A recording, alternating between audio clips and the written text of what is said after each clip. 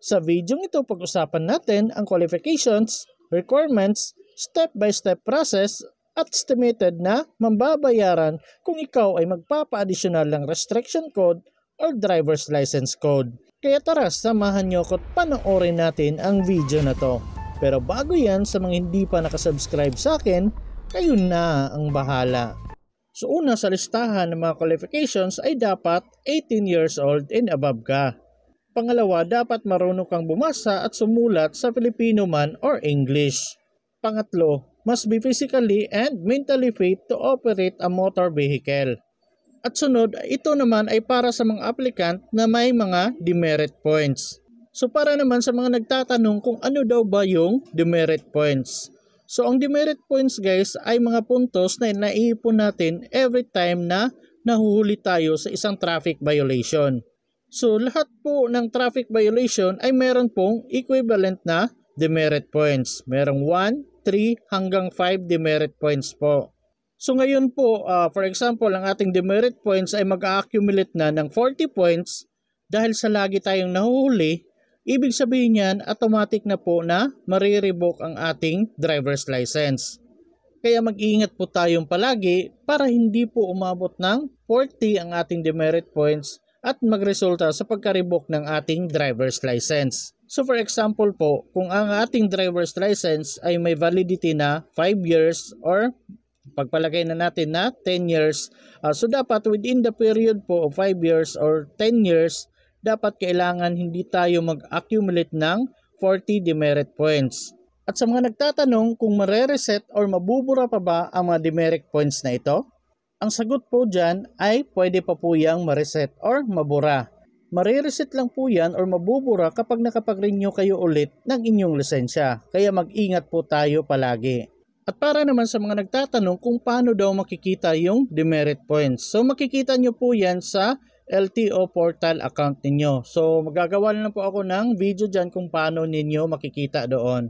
So balik na tayo dito sa qualifications. So kung may 1 or 2 na demerit points kayo, dapat after 3 months pa kayo pwedeng pa-additional ng code. After 3 months na pagkakuha ninyo ng violation. So kung may 3 or 4 points na demerit points kayo, dapat after 6 months. So kung may 5 or more na demerit points kayo, dapat after 1 year na. At sunod, dapat maipasa mo rin yung automated na theoretical examination at practical driving test. So kung ano yung code na ipapadagdag mo, yun yung gagawan mo ng practical driving test. At sunod, pag-usapan muna natin kung ano-ano nga ba yung mga DL codes or driver's license codes. So una is yung DL code or driver's license code A. Pangalawa, DL code A1. Pangatlo, DL code B. Pang-apat, DL code B1. Panglima, DL code B2. Pang-anim, DL code C. Pang-pito, DL code D. Pang-walo, DL code BE. Pang-siyam, DL code CE. At para naman sa mga lumang lisensya pa dyan, na yung mga nakalagay is restriction code. So ito po yung mga restriction code. Restriction code 1, 2, 3, 4, 5, 6, 7 at restriction 8. So ngayon balik tayo dito sa qualifications. So ngayon pag-usapan natin kung ano-ano yung mga driver's license na dapat hawak natin or yung mga driver's license code or restriction code na meron tayo para makapag-upgrade tayo ng isa pang restriction code or driver's license code. Kung holder ka ng non-professional driver's license na may restriction code 1 or driver's license code A at A1, pwede nyo po yung i-upgrade into professional driver's license after 6 months. So take note guys, restriction code 1 or driver's license code A at A1 lang po yan. Pangalawa, kung ang driver's license mo ay non-professional, tapos ito ay may restriction code 2 or driver's license code B, B1 at B2, dapat holder ka niyan ng at least 1 year para pwede mo siyang i-upgrade into professional driver's license. Next, punta tayo dito sa pangatlo. For example, holder na kayo ng professional driver's license na may restriction code 1, 2, yung luma po yon, Pero kung bago ngayon, ito po yung driver's license code A, A1, B, B1 at B2. So make sure holder kayo ng professional driver's license for at least 4 years para makapag-additional kayo ng restriction code 3 or driver's license code C at D. Pang-apat, para sa mga gustong magpa-additional ng code dahil gustong mag-drive ng trailer or mga articulated vehicles or gustong magpa-additional ng restriction code 8 or driver's license CE, dapat holder po kayo ng professional driver's license C at D for at least 6 months. So kung naabot mo na itong mga months at years na required ng LTO, doon ka pa pwedeng mag-change ng classification or magpa-additional ng restriction code or sa bago ngayon, yung driver's license code. So bukas guys, gagawa ulit ako ng video kung ano-ano yung mga requirements sa pagpapa-additional ng restriction code or driver's license code. At next day, gagawa ako kung magkano yung magagastos ninyo sa pagpapa-additional ng restriction code at driver's license code. Ngayon, pag-usapan naman natin kung ano-ano nga ba ang mga requirements sa pagpapa-additional ng restriction code or driver's license code. So una is yung duly accomplished application for permits and licenses form or yung tinatawag nila na EPL form. So ito guys, pwede nyo tong i-download bago kayo pumunta doon para pagpunta ninyo may mga fill up na yung application form ninyo. So sa mga nagtatanong kung paano i-download yan, pwede kong ilagay yung link sa description box, i-click nyo na lang po or pumunta kayo sa mga search engine ninyo kagaya sa akin Google Chrome at pagkatapos i-type ninyo ang EPL form LTO. So ganyan po. At pagkatapos hanapin nyo tong downloadable forms ito. At pagkatapos mapupunta kayo dito, so may makikita po kayong verify you are a human. So i-click nyo na lang po ang box katabi niyan para ma-checkan. Pagkatapos maglo-loading yan ng kaunti, so antayin nyo na lang. And then dito makikita nyo po yung lahat ng mga forms ni LTO. So ang i-download nyo ay itong application for students, driver's permit, driver's license, conductor license, yung EPL form. Ito po. Ito yung i-download ninyo. So ito na po yung form for application permit and licenses or yung EPL form. So bali 2 page po yan guys. Ito yung front page niya, tapos itong sa baba, ito yung back page niya. So, pag download niyo, so dalawa yung ipapaprint niyo. So, dapat back to back po yan. So, mas maganda magpaprint na kayo ng 2 or 3 copies para if ever may mali kayo, pwede nyong gamitin yung isa. Mas maganda po may fill up na yan para pagpunta ninyo doon, diretso na lang pong ibibigay yan. Pangalawa ay yung original na medical certificate at isang photocopy. Yes po, tama ang rinig ninyo. Kailangan nyo pang magpa-medical. So pagkatapos nyo magpa-medical, ipa-photocopy nyo po yung result at yun na po yung dadalhin ninyo, yung original at isang photocopy. At pangatlo, dalhin mo yung original na non-professional driver's license mo or yung professional driver's license mo. So make sure guys, dalhin mo yung original na driver's license ninyo. At itong pang-apat guys, kung magpapa-additional kayo ng code A at A1 tapos holder kayo ng A or A1 saan dyan, hindi na po kailangan ng PDC. So baka naguluhan kayo guys, for example, mayroon na kayong code A. So gusto niyo magpa-additional ng A1, so hindi na po siya kailangan ng PDC.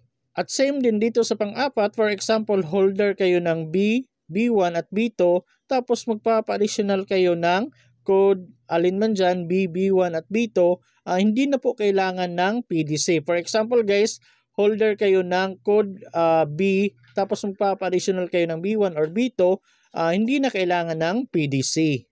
At para naman sa mga magpapa-additional ng driver's license code C, kailangan meron kang NC3 TESDA certificate or PDC mula sa mga learning school na accredited ni LTO. So sa mga nagtatanong kung ano nga ba ang PDC, ang Practical Driving Course or PDC ay isang 8 hours na actual driving na nakadepende sa driver's license or restriction code na kukunin ninyo. So actual po kayong magmamaneho ng sasakyan dito. At sa mga nagtatanong kung saan ba pwedeng kumuha nito, pwede ka pong kumuha ng PDC sa mga accredited driver's education centers ng LTO. or sa mga driving schools na accredited ng LTO. Ang Practical Driving Course or PDC ay isang requirements kung kukuha po tayo ng non-professional driver's license or isa rin po ito sa mga requirements kapag magpapa-additional tayo ng restriction code or driver's license code sa LTO.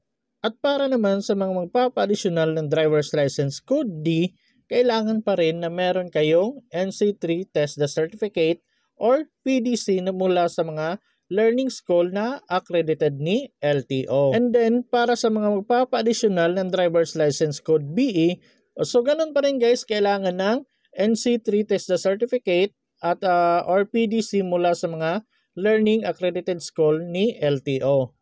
At ganun pa rin dito sa magpapa-additional ng driver's license code CE.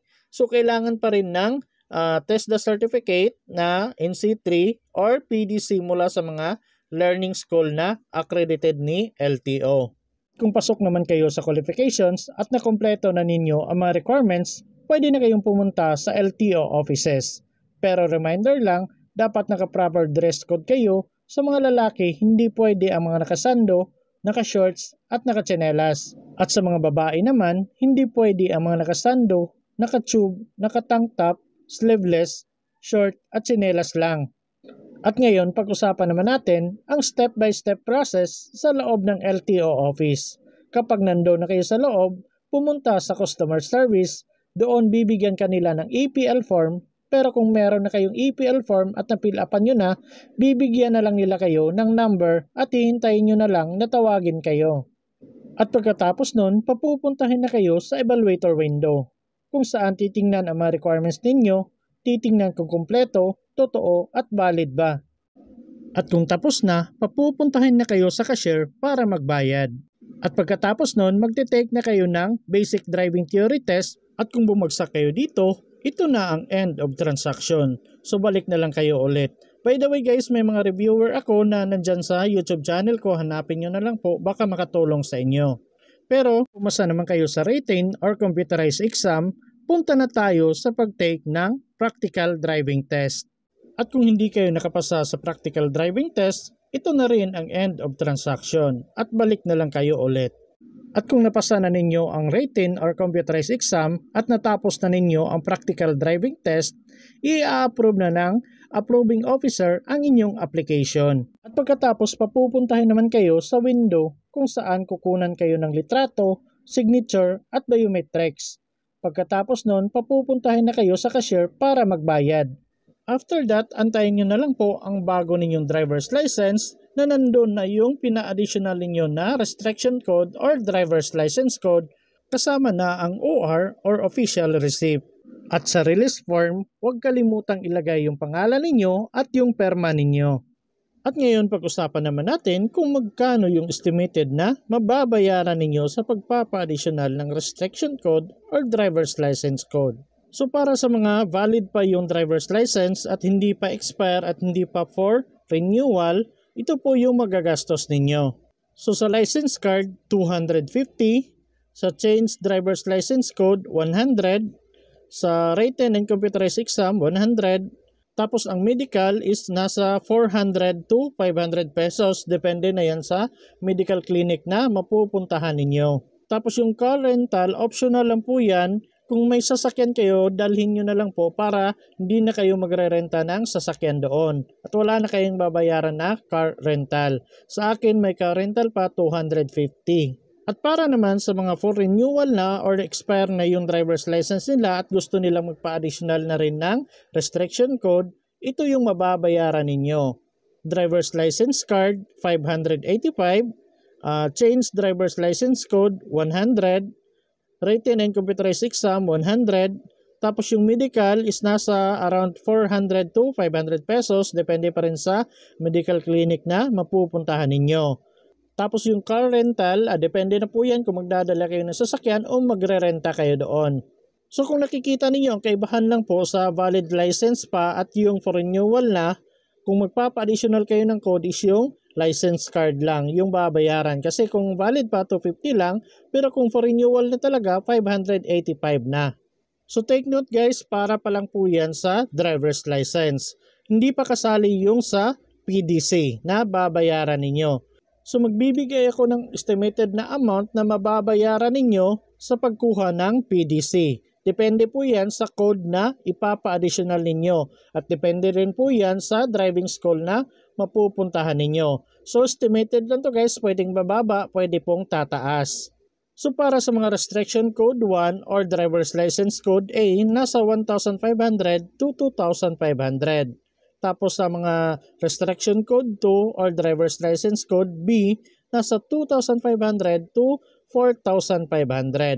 At para sa mga restriction code 3 or driver's license code C, nasa 4,000 to 5,000 pesos. At para sa driver's license code D, nasa 6,000 to 8,000 pesos. At para sa driver's license code BE, nasa 8,000 to 10,000 pesos. At para sa driver's license code CE, nasa 10,000 to 12,000 pesos. So ulitin ko guys, depende kung ano yung driver's license code na ipapa-additional ninyo or restriction code ang kukunin ninyo. So itong nandito guys, estimated lang yan sa PDC na mababayaran ninyo. So makikita niyo na po kung magkano yung estimated na mababayaran ninyo sa driver's license code na ipapadagdag ninyo. Tapos idagdag nyo po yung mababayaran ninyo dito sa driver's license na babayaran ninyo kung for renewal or kung valid pa yung driver's license ninyo.